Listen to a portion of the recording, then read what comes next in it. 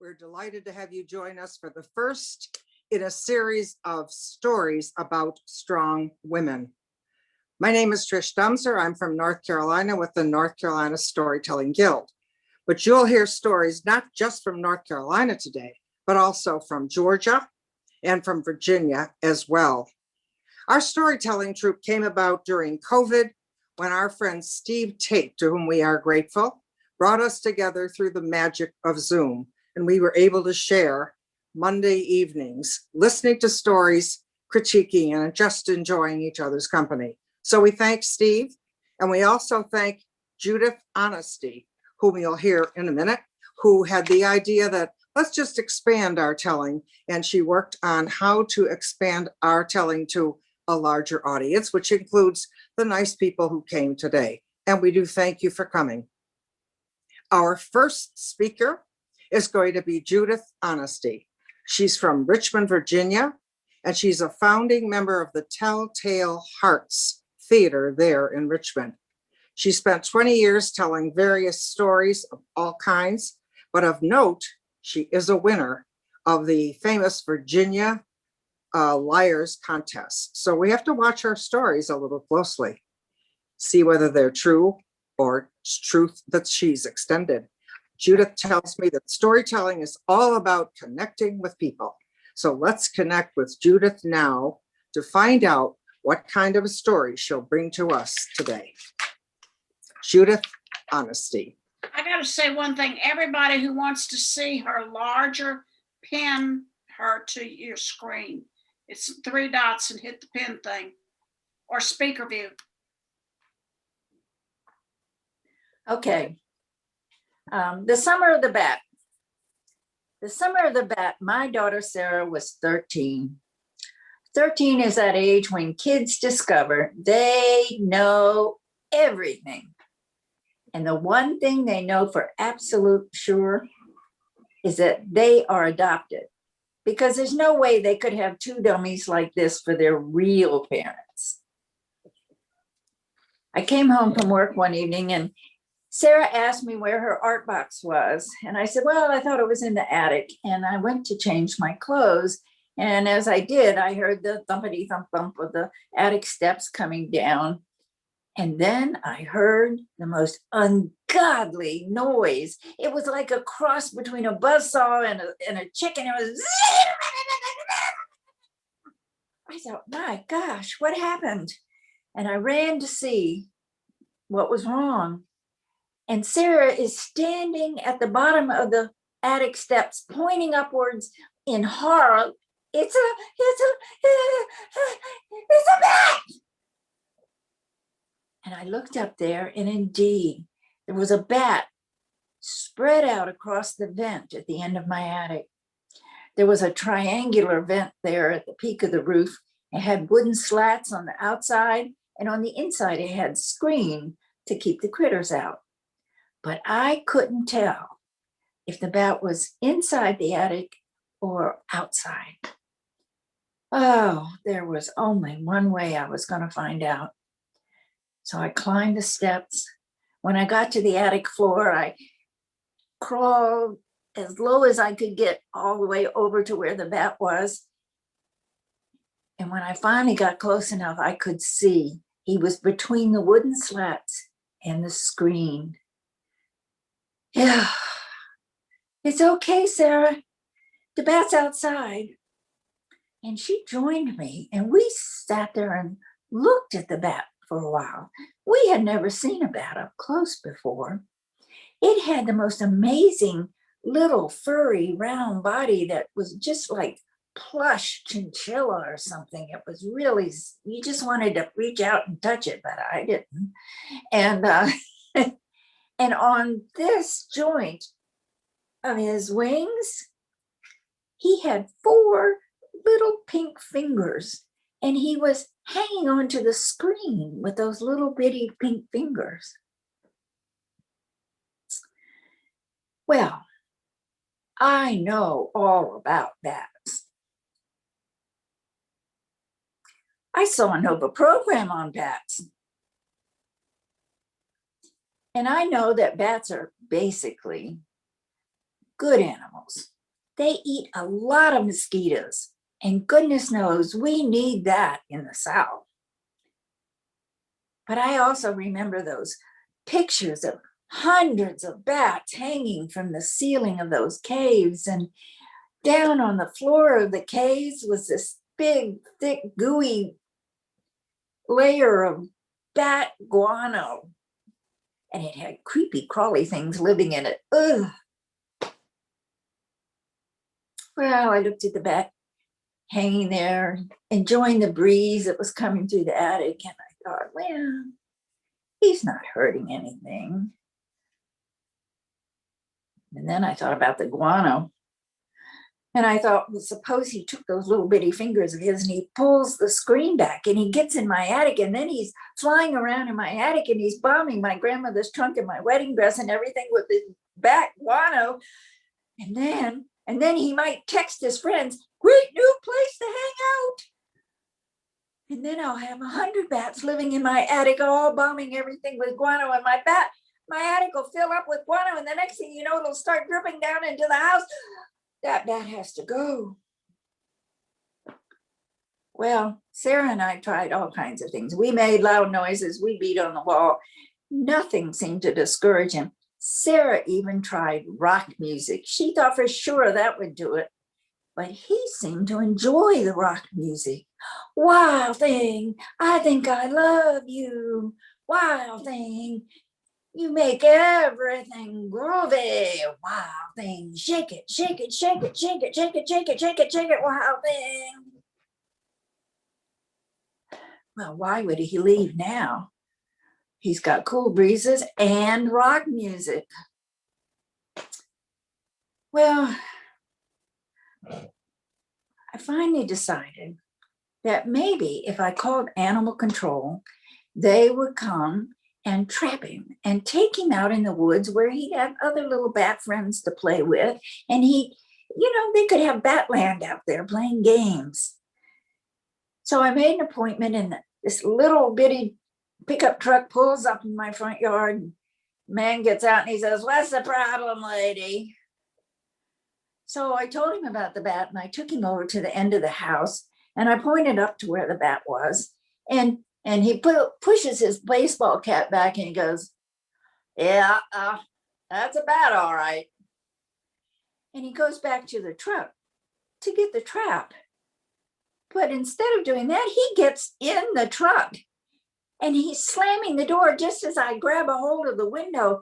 And I said, wait, aren't you going to trap him and take him away? And the guy said, "Lady, that bat's in your house. You need an exterminator." And off he went. And I'm going, but Batland. I didn't want to hurt the bat, but visions of guano was piling up in my head. It got so that every night when I came home from work, the first thing I did was pull the steps down enough to see if the bat was still there. And for a week or two, he was still there. And then I looked one night and he was gone. And I thought, well, he's just flying around. But 3 nights in a row, I looked and he wasn't there. So I said to Sarah, "I think the bat is gone. What do you think?" And she said, "Oh, yeah, I got rid of him." I said, "What did you do?" "Well, you know that hairspray you won't let me spray in the house?" Her hairdo that year was all curly on the sides, and then she would tease it up so it sat straight out from her head, and then put a heavy layer of hairspray on it so it wouldn't move. It looked like a flying saucer landed on her head. It was ridiculous.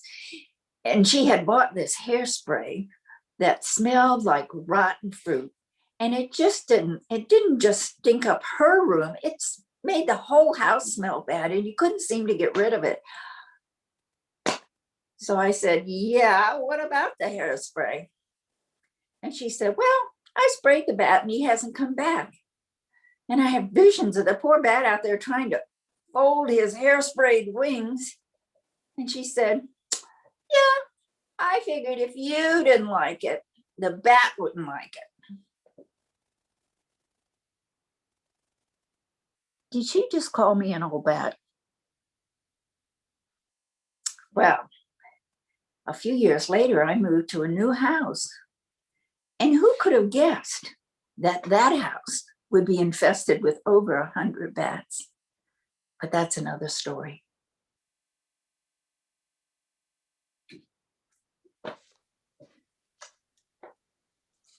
Thank you very much, Judith. I never know when you're doing your tall tales where we draw the line, but I still enjoyed it. And I think it also showed your daughter was quite a strong woman, and we'd love to see that in the upcoming generations. Thanks very much. You're welcome. All right. Our next teller is a young woman who came from all around the country, where she told stories everywhere she was. And we are very fortunate that after all her travels, she landed here in North Carolina, where she is not only a member of the North Carolina Storytelling Guild, but the regional representative for our Southern Piedmont area. We're very happy to have her. She's told very many stories everywhere, all different genre, all different kind. But we are particularly thrilled that she's such a good researcher and comes up with wonderful historical tales. And so today she's decided to tell us an historical tale about a woman from the 18th century. And I think that you will probably, 19th century. I'm off on my dates. When was the Civil War? And her tale will be about the area of Ohio during that time. Please join me in welcoming Deborah Winkler of Waxhaw, North Carolina. Thank you, Deborah. Thank you, Trish. It was a perfect June morning. Lucinda was already on Strawberry Hill as the early morning sun stroked her back. No one knew what she was up to. Up and out of the house early that morning, she took the shortcut path to the hill.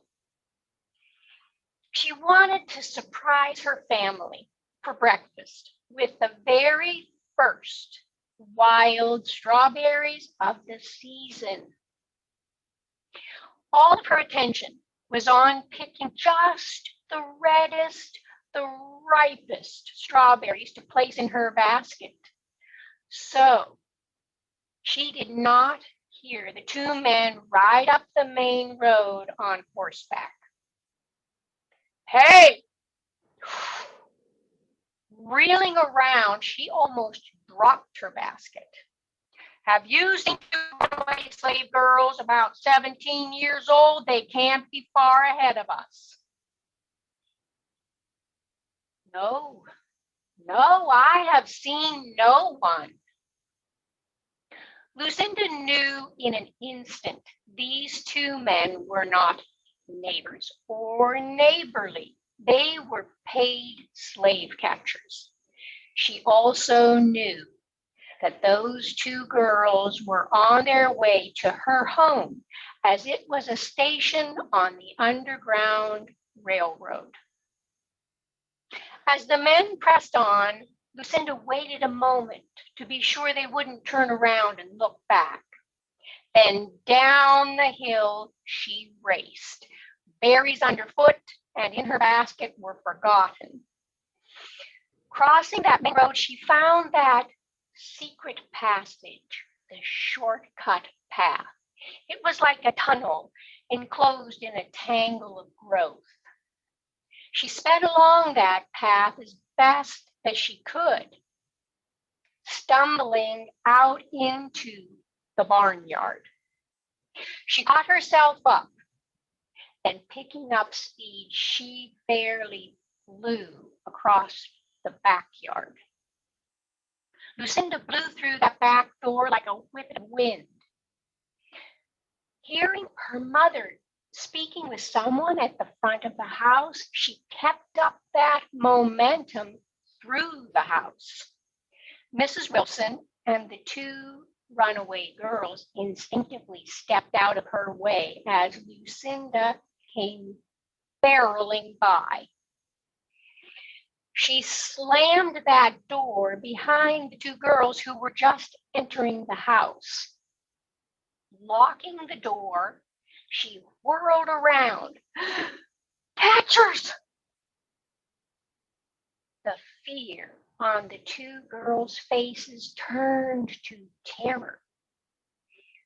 Just before Lucinda closed the door, Mrs. Wilson caught sight of two men on horseback turning on to the long lane that led to their home. Everything went still. It was like the eye of a storm. Mrs. Wilson spun around on her heels. Everyone, quick, up the stairs. Well, Ruth, the middle daughter, was just about to come out of the bedroom to see what was all the commotion when it flew in on her. Mrs. Wilson's eyes scanned the room until they landed on the large wicker clothes hamper.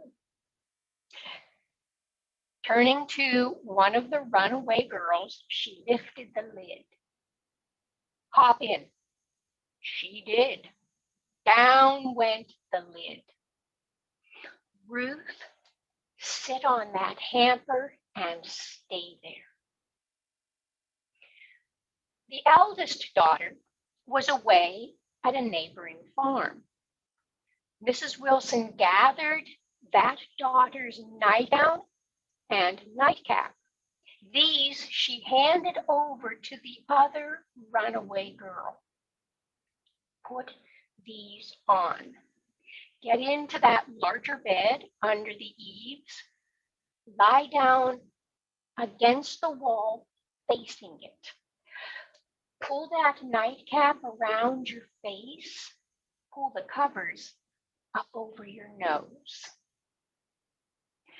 As this girl got herself ready, Mrs. Wilson turned to Lucinda. Put your nightcap and nightgown back on. Get back into your bed. Lucinda did this. She climbed into that larger bed under the eaves that she usually shared with Ruth. Lucinda made sure that she pulled those covers up over herself and her new sister. There was a frozen moment as they heard the first raps on the front door. Mrs. Wilson looked around the room to be sure everything was ready. Leaving the room, she closed the door behind her, leaving the girls with their hearts pounding out the moments. Calmly, she walked down the stairs, despite the frantic hammering on the door. As she opened the door, the men nearly fell in on her.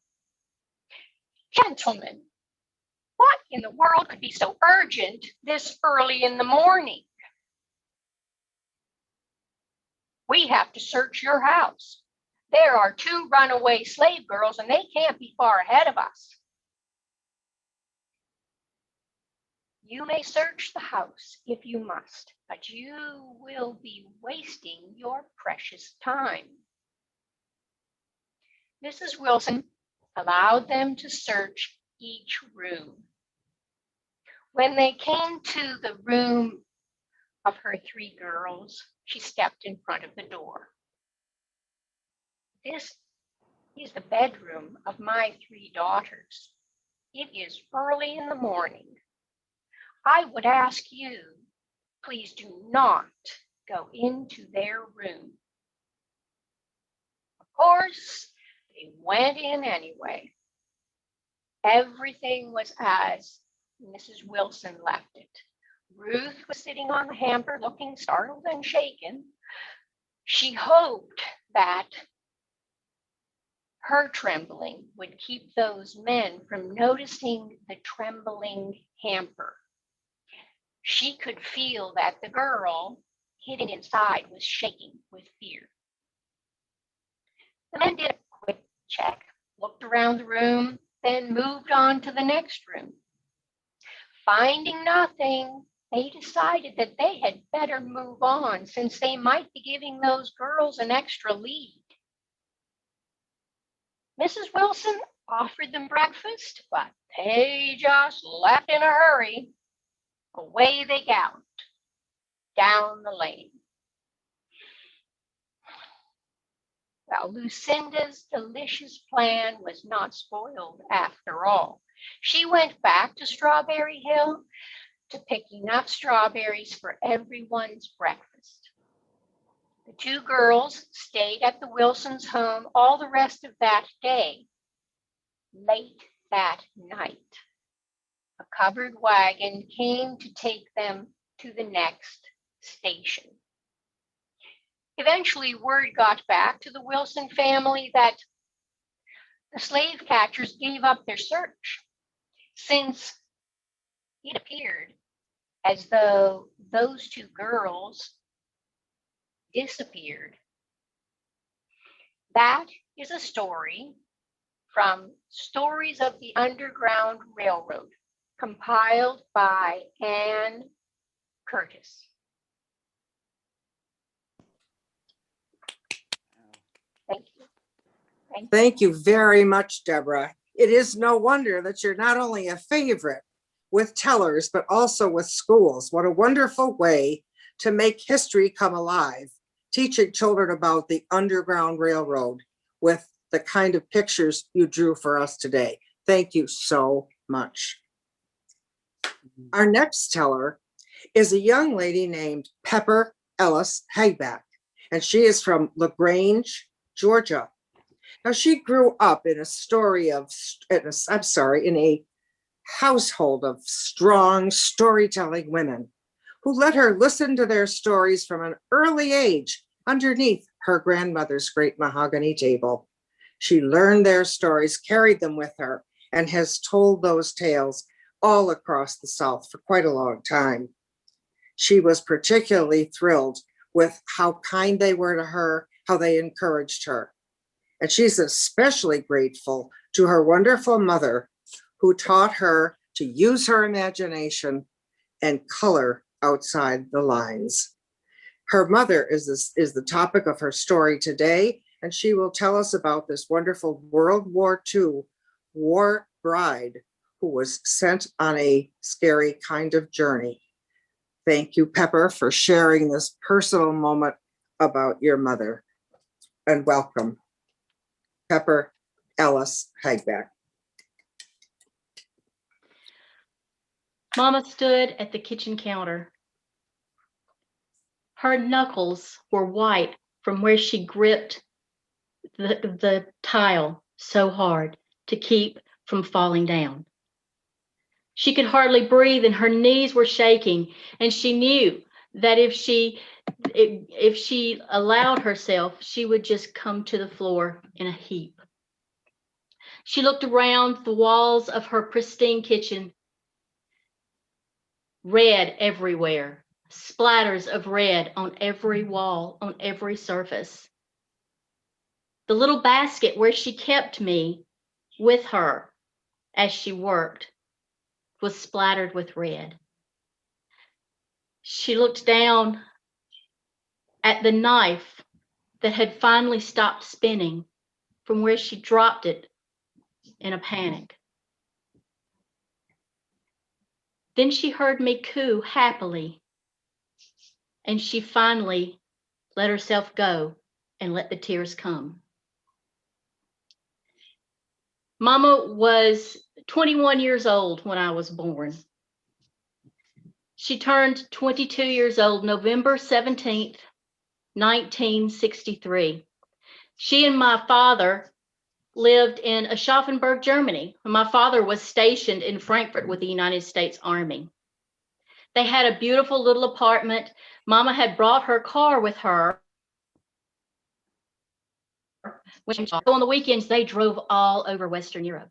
They even managed to hit some of the Eastern Bloc countries, which, while frowned upon, was not illegal. They had me and their little family. They were so happy. Mama was the only person in her apartment building, besides my father and one more American couple upstairs, who was not German. And she was lonely sometimes because when my father would go on maneuvers, she had no one to talk to. She didn't really care for them. Life was rough and had just always bullying and always screaming at her 3 children. The children were worse. They would fall on a toy like feral animals and rip it to pieces. She was constantly hearing hollering and shouting from upstairs, and she just didn't want too much to do with them. She told me later that the one time the lady called and said, "Why don't you come up and join us for dinner?" Everything that woman cooked was covered with ketchup. That was the death knell for Mama as far as any friendships went.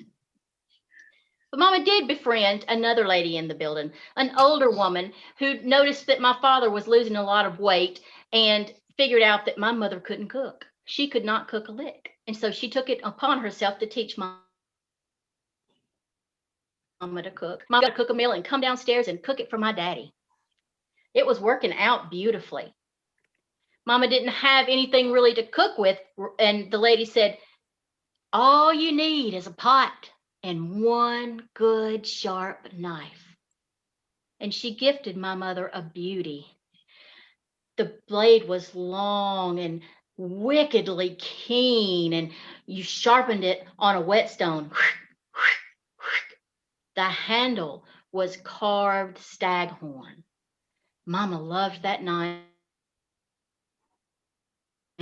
She and my father were just getting up from the dinner table on November 23rd, 1963, when the phone rang. Dad got up and picked up the phone and listened for a minute and said, "Okay, I'm ready." Hung up the phone and turned to my mother and said, "President Kennedy's been shot. He's dead. I have to go back to the base." So he put his fatigues back on, and presently a car pulled up to the front of the apartment building, and Daddy kissed me and he kissed Mama and whispered in her ear, "Don't worry. It's nothing. Everything's going to be okay. I'll get in touch when I can."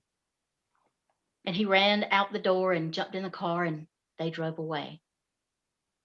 Well, Mama didn't sleep much that night, as you can imagine, and the next morning she began to feel sure that she would hear from Daddy, or Daddy would come home, or it was all going to be okay. And she just didn't feel like she could leave the house and in case the phone call came. And so she started cleaning. She scrubbed the wooden floors until they shone with a dangerous light. She scrubbed the windows until shafts shone in and cut across the room like a knife. A phone call did come, but it wasn't my daddy. He had asked someone to call for him. It seemed that there was a little, nothing to be worried about, everything's going to be okay, but a little concern that the communists might use this death of the president to come across the border in order to increase their land mass and their political power. My dad's unit had been sent on emergency maneuvers to the border to protect against that very narrow possibility.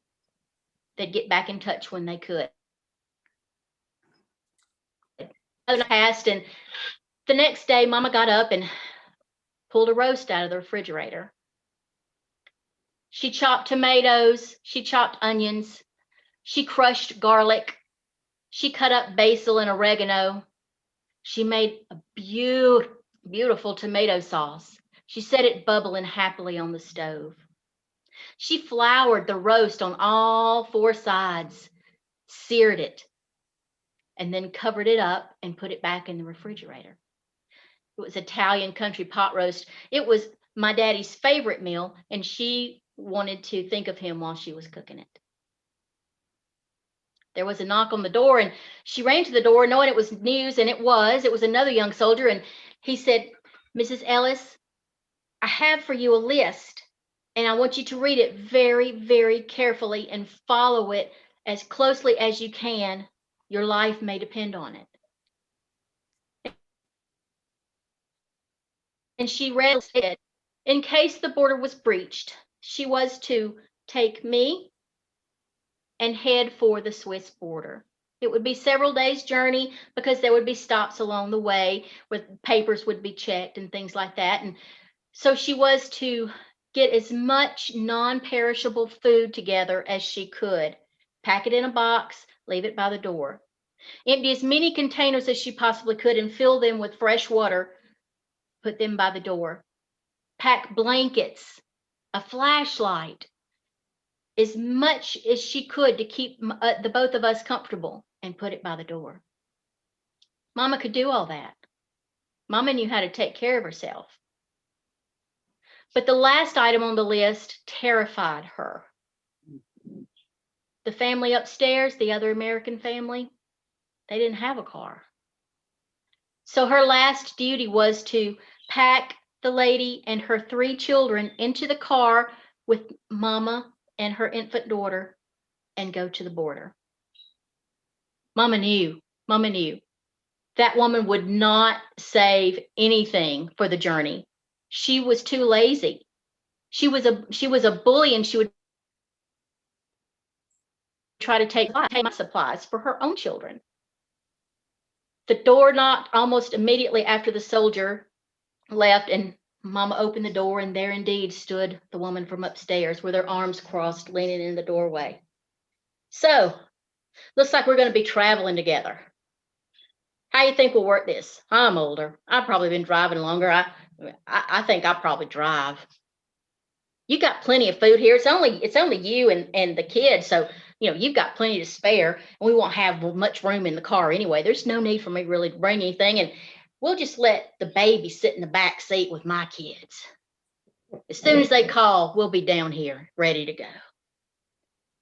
Mama closed the door and leaned against it, trying to catch her breath, trying to figure out what to do.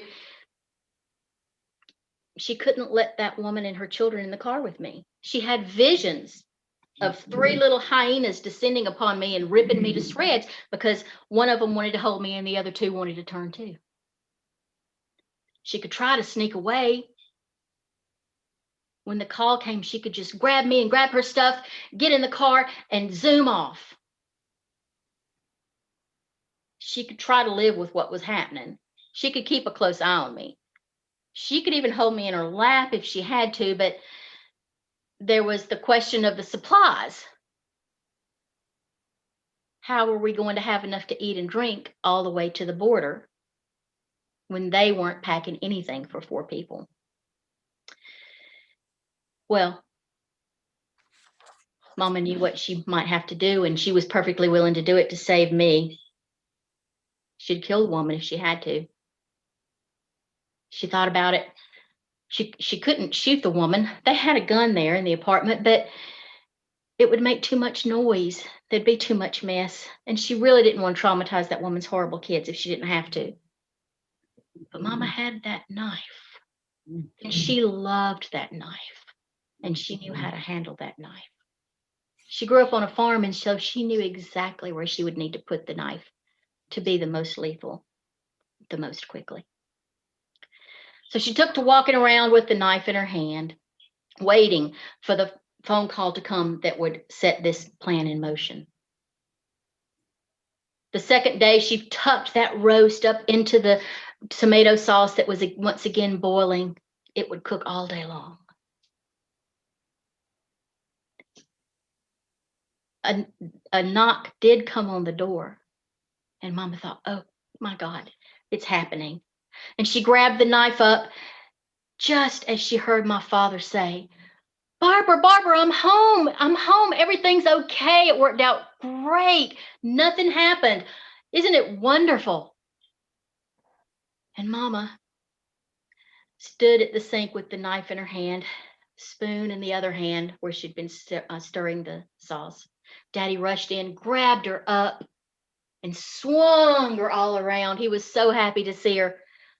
Tomato sauce flew everywhere on every surface in the kitchen.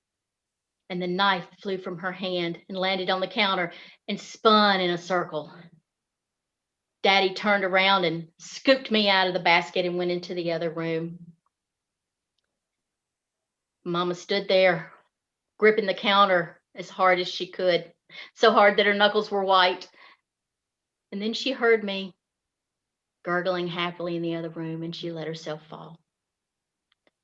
A little while later, Mama went to the phone and she dialed the number of the lady upstairs, and she said, "Hey, isn't it wonderful? Isn't it great? Why don't y'all come down to dinner? We're having Italian country pot roast, and there's more than enough for everybody." And she looked down at the garbage can where that beautiful knife was, wrapped in a towel placed under a few layers of newspaper. She said, "And when you come down, could you bring a knife? I just can't seem to find mine anywhere."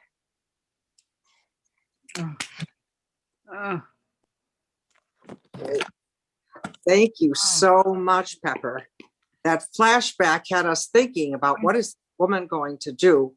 And we are delighted to know that she was a woman not only that was strong, but of good values and shared her dinner instead of the knife. Thank you so much. We really appreciate it.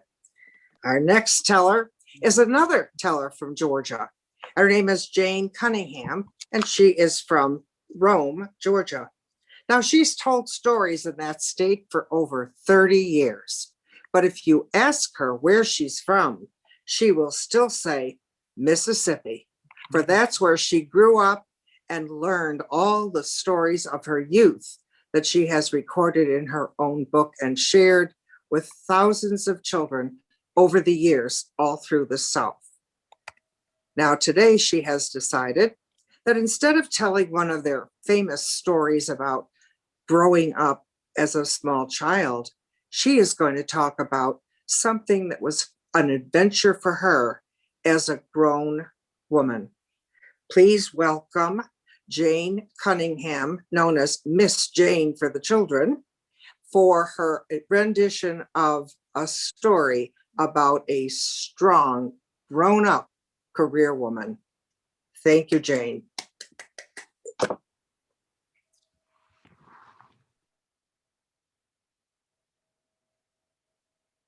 Fix it. Now, can you hear me? Okay, good. Now, not so many years ago, I was a stewardess with Delta Airlines. There were 133 girls in my stewardess class, and on the very last day of our training, every one of the girls got to draw a number out of a great big silver bowl. I drew the number 7. It was important. You see, the number would be our seniority number. And with my having a 7, I would be senior to 126 girls in my class. And you know, I was ready to be senior and in charge. I had graduated from college and I had taught 35 first graders for one whole year without an aide. Certainly I could be senior on the flight.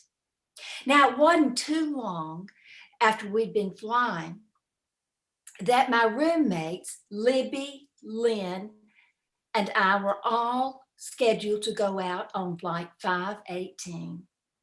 Our roommate, Marie, would stay at home and wait for a phone call for whatever trip she would get to take. Now, Libby, Lynn, and I were walking down the corridor of the Atlanta airport. You could do that in that day and time. There was no security. And I decided that it was time for me to take charge. I told Lynn, you can work up in the first class cabin, and Libby and I will work in the tourist cabin on the first part of the trip to Louisville. And then, of course, since there are 5 stops, we'll have plenty of time to switch back and forth. and work in different places. As soon as we got to the gate area, oh, it was full of people, because in that day and time, anybody could go to the gate area. Some people went just so they could watch the planes take off and land. We got on the plane, and the gate agent said, girls, this flight is full, 24 in the first class cabin and 65 in the tourist. Y'all gonna have to work really fast to get everything done and locked down before you land.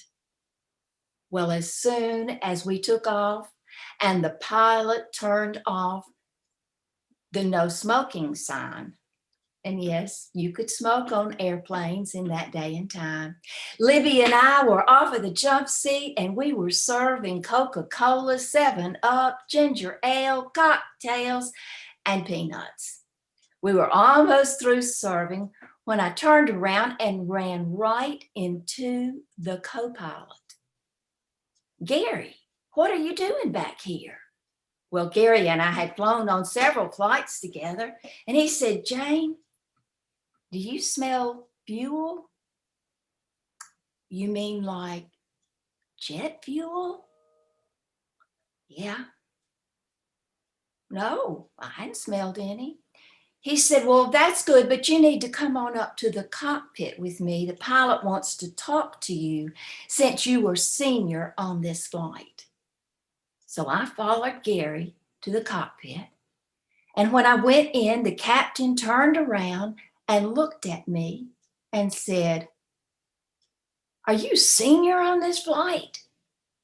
Yes, sir, I am. How long have you been flying? 3 months. Oh, well, do you think if we had an emergency on this plane that you could get the people out? Yes, sir, I can. I made all A's on my stewardess test. He said, I guess that's a comfort. But you listen to me. Look right here. And he pointed right to the fuel gauge. This fuel gauge tells us that we have a fuel leak. And if we do, when we hit the runway, we more than likely will burst into flames. But the fuel gauge may just be malfunctioning. And if it is, we will just taxi in normally. Now, this is what I want you to do. I do not want you to tell the passengers about this, because we don't need them to be all upset when nothing at all may happen. But I want you and the other girls to get the cabins ready for an emergency landing. And I don't want any of you calling up here trying to talk to me or Gary, because if it is an emergency, we're either going to be too busy to talk to you or we're going to be dead. Well, I turned to leave, and I heard the man from the tower say, Flight 518, the runways are lined with fire trucks, and we're ready to foam the runway if need be. Godspeed, Flight 518. I closed the cockpit door, and I heard it lock behind me. I motioned to Lynn to follow me to the tourist cabin, and I got Libby and Lynn, and I was all just as close together as we could in the back buffet. And I said, we cannot let the passengers know what I'm fixing to tell you. And I explained everything that the pilot had told me. Lynn said, Jane, can we pray? Well, yeah, Lynn, that's probably a really good idea, but would you do the praying? We all held hands, and Lynn started the prayer. Dear God, please take care of Marie. Lynn, why are Everybody praying for Marie. She's our roommate who's safe on the ground.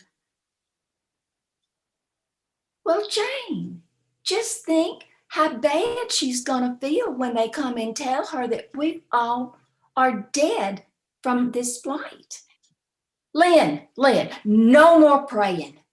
You go on up to that first class cabin and you get things ready for an emergency. And off she went. I turned to Libby.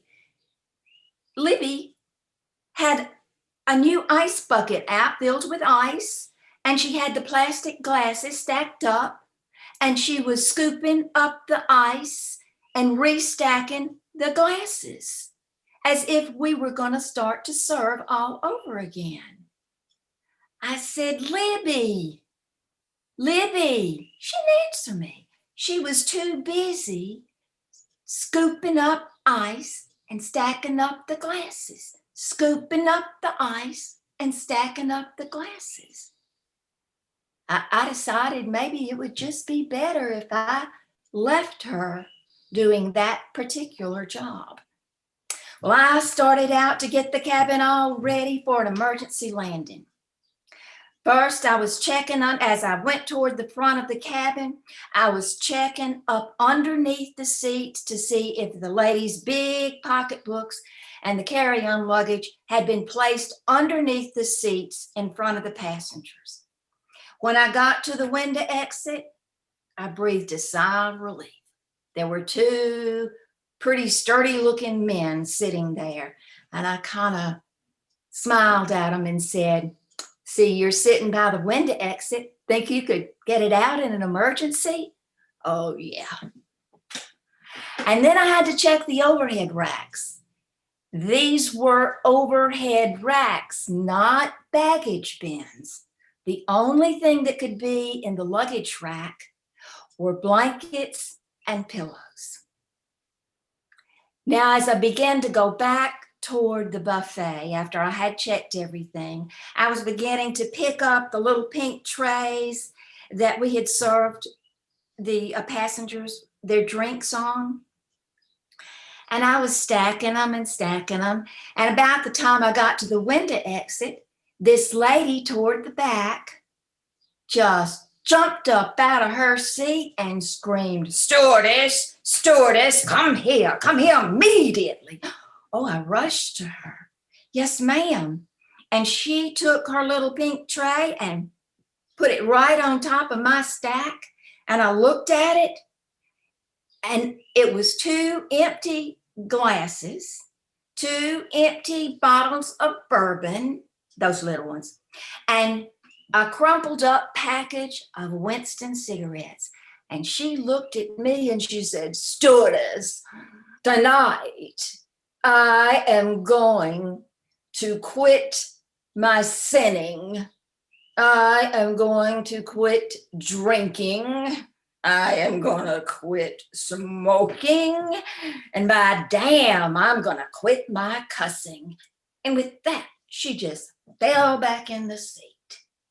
And all I could think of was, tonight is the night to repent of your sins. I gave the little pink trays to Libby, and she was cleaning up the buffet. All the ice was back in the bucket. And I heard the ding, which meant the seatbelt light had come on, and I headed back toward the front of the cabin.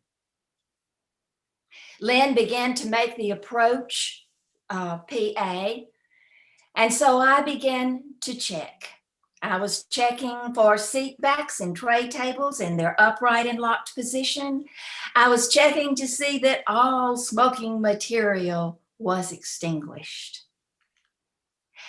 And as I got to the very last row, I saw a little boy sitting with his mama, and he had his head just pressed right up on that window pane. Mama, I can see the run lights. And I sat down on the jump seat and buckled in by Libby. I felt a cold, icy hand on mine. And Libby spoke, Jane, how in the world are we going to get to the window exits in time? Well, I hadn't even thought about that. I had no idea. And to this day, I don't know how we got there. What I do know is I remember hearing and feeling the back wheels go down on the roadway, thud. And by the time the nose wheel went down, Libby and I were standing at the window exits, and I was not breathing. I was holding my breath. And finally, when I began to breathe, I realized we were taxiing in normally. And Libby went forward to help Lynn, and I went to back to make the landing PA. And as I passed by that little boy, he still had that head pressed against the window pane. Mama, Mama, look at all the fire trucks. And look at the firemen. They are jumping up and down like the men do at the football game. And the mother calmly said, oh my goodness, I guess there was a plane that was in trouble. And I thought, yes, ma'am, there was. I made the landing PA. Welcome to Louisville, Kentucky. First stop of flight 518 with 4 more stops into Detroit. I'd like to tell those who are leaving us goodbye, and I would like to thank you for flying with us on Delta. And I hope that in the future that you will fly with us again. Remember, Delta is ready when you are. Wow. Thank you very, very much, Jane. You carried us along on your mission where you surely proved yourself a strong woman, but you also thankfully offered us a little bit of humor to break the tension as we went. It was just wonderful. Thank you. Our next teller, our last teller, in fact, for the day, is Robin Kitson. And she is from the 9th Ward in New Orleans, where she tells me that tales roll down the river wrapped in fog. She has abandoned her Cajun roots and brought herself to North Carolina, and we are very pleased that she did so. She's been very active in the North Carolina Storytelling Guild and served as past president of the Guild. She tells all kinds of stories, every imaginable type, from folk tales to tales of heroism. But tonight, she's going to tell us a special personal tale about a strong woman who overcame incredible odds. Please welcome from Raleigh, North Carolina, our teller, Robin Kitson.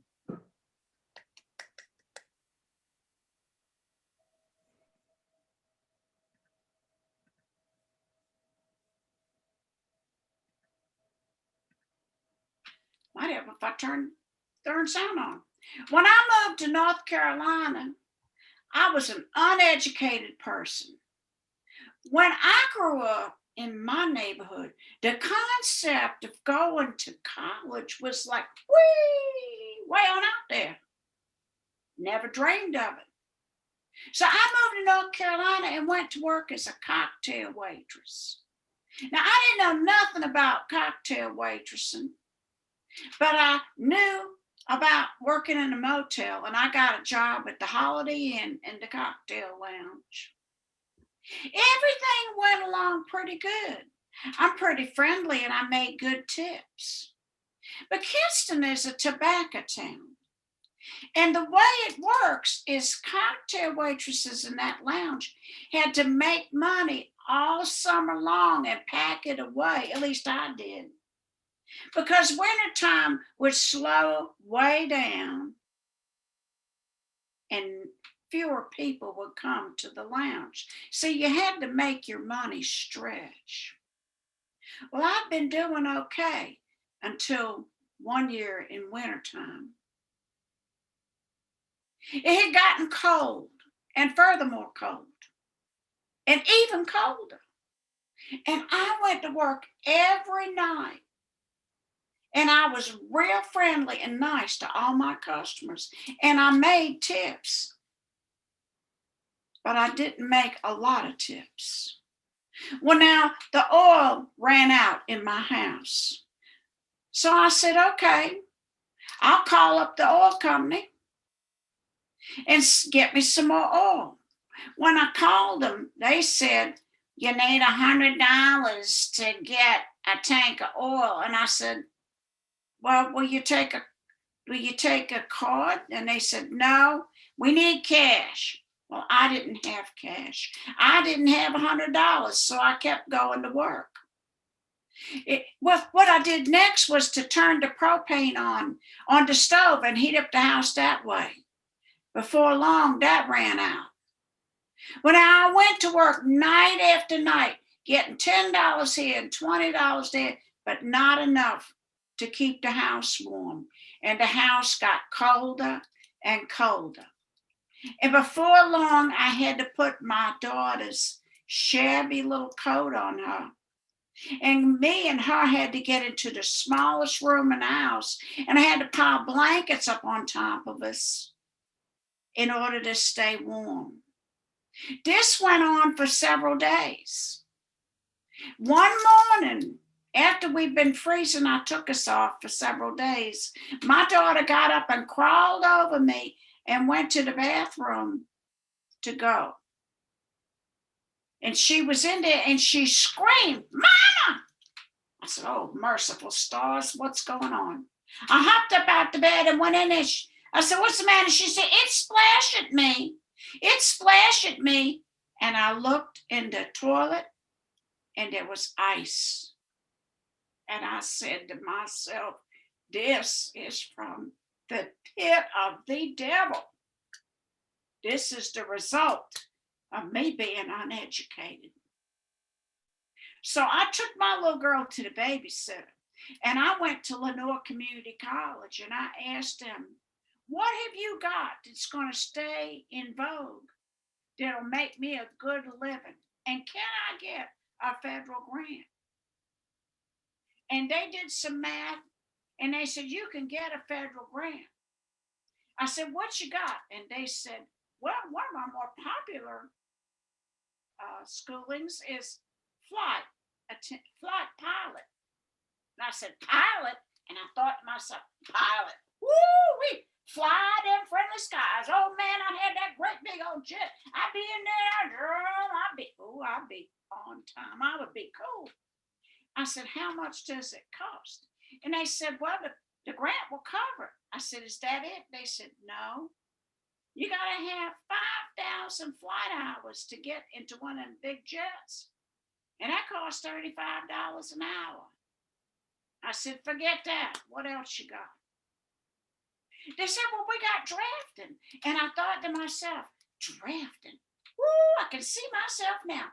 I'd be drawing them pretty pictures, them houses, them big tall buildings, them bushes. It would be cat's meow. I said, how much does that cost? They said, well, the Pell Grant will cover it, the whole thing, and the books. And I said, good, I'll take it. They said, well, you'll have to take an extra year because we don't have the latest thing, which is called CAD.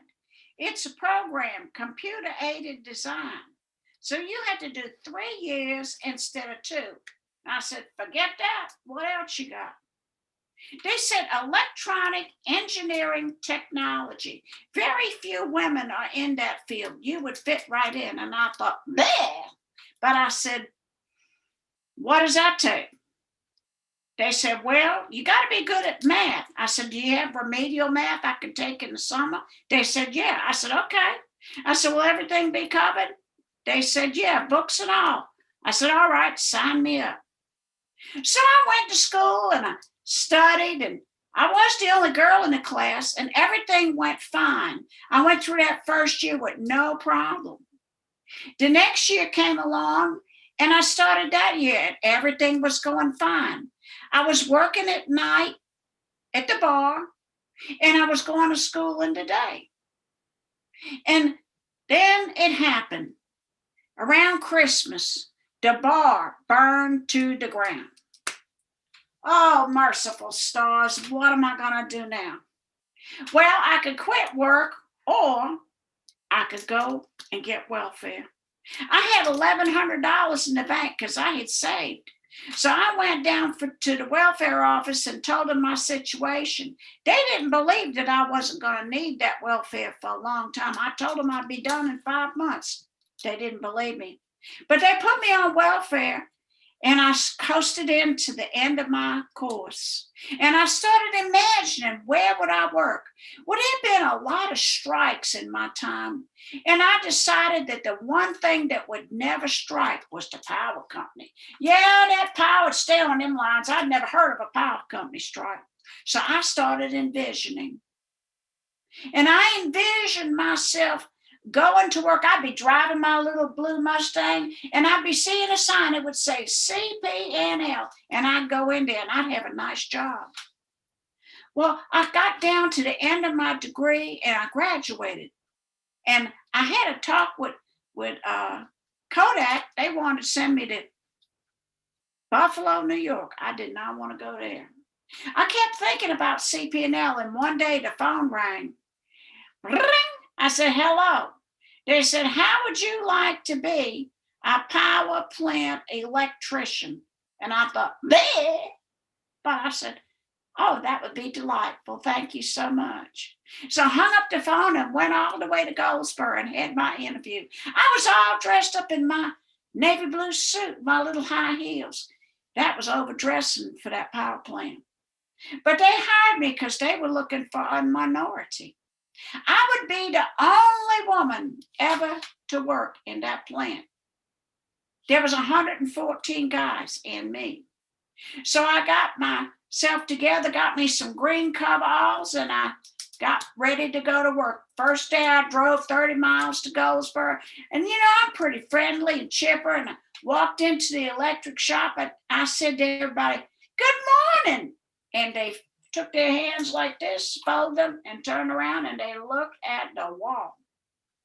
And I thought, these are not pleasant people. Well, I was a little disappointed. I thought maybe they'll warm up. Day after day I went. They did not warm up. It got so bad, they were trying to get rid of me. I would cry on my way to work, and about 2 miles before I got to work, I would think about my little girl in that shabby little coat, and I'd suck it up. And I'd say, I'm going to work. And I go in there.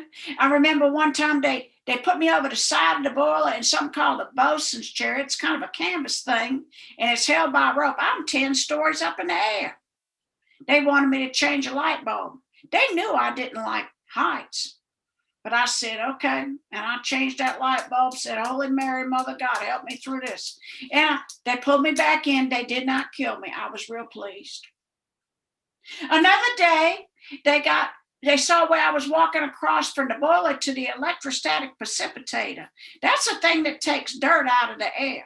And I got about in the middle. The thing's about 10 feet wide, so I couldn't reach neither side. And then they jumped on that thing, and the whole thing shook. I was on a catwalk 10 stories in the air. And they just laughed themselves silly. I eventually found out that they'd been threatened with the loss of their job if they bothered me. So I told the guy that was working with me, I got no use to get those guys in trouble. I just want to make a paycheck. Well, I kept my vision, and I said, all I got to do is get 6 months into this joint, and then I can darn near slap the CEO of this company, and they'll keep me because I am a minority, and I don't give nobody no kind of trouble. So after my 6 months, actually my 10th month, I told my boss I wanted to transfer. This was real hard work for a little short woman. And he looked at me, he says, I'll tell you one thing. He says, you're not the best I've got, but you have got grit. He says, I'm going to help you. So he did. He got me an appointment to work at the system meter lab where they work on electric meters. I got that job. They talked to me in the interview about hysteresis curves and eddy currents, which is way complicated. And I thought, man, these are some smart people over here. They probably all got college degrees. Well, I got in my car and I moved up to Raleigh and got in my car and I went to the Sister Meter Lab the first day. My boss was in his office. He'd take some Valium because he'd never had a woman work there. There were 44 men and me. He had his sub boss, his name was Larry, take me around. So I said, good morning to Larry. And he says, we're going to start in the stock room. And I said, okay. And I'm still imagining that all these guys are way educated. And I walked in the stock room and behold, there was a man over here and he was dropping his pants and mooning another man. And I said, go ahead on with y'all bad self if that's what y'all want to do. Ain't none of my business. I just want a job. And I walked on out of there with Larry. They were not used to having a woman around there. Another day I walked around the corner and there was one man with another man. That man's taking a drink of water and that other man's just doing this to him, man. And I said, hey, man, go ahead on with yourself. I don't care. After a while, they got used to having me. And after a while, they learned that I was a little bit smarter than some of the people there. I had a college degree, as did the guy in the wheelchair. They started craft and technical development, and I taught electrical theory. I went from there to a lot of other places and had fancier jobs and fancier jobs. And I retired in 2016. The things that experience of being the first woman, and I was the first woman all the way up to the Air Force, where I managed $142 million worth of federal energy projects. I got, once upon a time in one of those jobs, a big fancy office and a table over here and a window over the retention pond and a glass in my door so that people could not bother me when they came to consult with me. Oh, was I not? I was hot potatoes. I got another thing out of that. While I was at the Sister Meter Lab, I went up there to the secretarial pool and I told those women, I said, ain't nothing going on back here that requires your personal parts. You can learn electrical stuff and you can do this work. And so two of them took me up on it. I trained them and they got a $20,000 raise. That's, I got out of that. And I was tickled. But the most important thing I got out of this experience of being the first woman, my little girl today has a master's degree from UNC Chapel Hill. And I'll tell you one darn thing, that girl can buy any darn coat she wants. And that, my friends, is really the truth.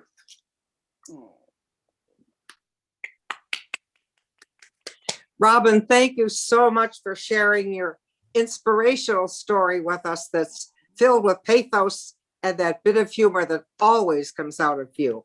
We are so glad that you left the Ninth Ward and came to us to share your tales with us.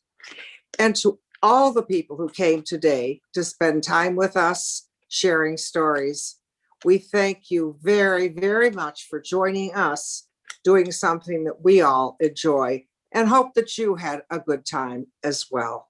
Thank you, and bye for now.